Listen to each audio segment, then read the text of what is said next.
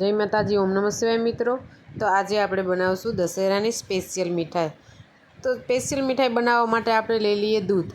આ દૂધ મેં 2 લીટર દૂધ લીધેલું છે, તેને બાળવા મૂકેલું છે। તમે જોઈ શકો છો વિડીયોમાં। જો બળીને અડધું થઈ ગયું છે અને બાળવામાં લગભગ પોણી કલાકની વાર લાગે। અને હવે આપણે નાખીએ કોર્નફ્લોર પાવડર। આવી રીતના દૂધમાં ઉમેરી દેવાનો છે પાવડર, અને આપણે સારી રીતે તેને પણ ચલાવતા રહીશું અને દૂધ બળવા દઈશું આવી રીતના। હવે આપણે નાખી દઈશું એમાં ખાંડ નાખી દઈશું। પછી નાખી દઈશું એલચીનો પાવડર અને ખમણ નાખી દઈશું।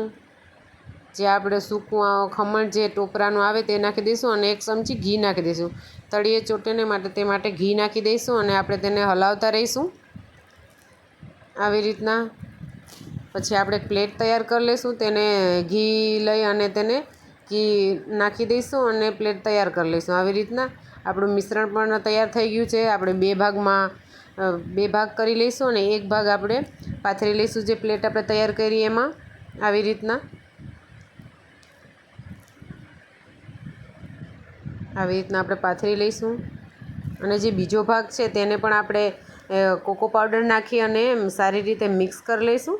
જે ડાર્ક ચોકલેટ આવે તે મિક્સ કરી અને તેની માથે જે તેને પાથરી દઈશું। જે આપણે મિક્સર રાખ્યું છે એની માથે આપણે પાથરી દઈશું એટલે 2 લેયર બની જાય આવી રીતના।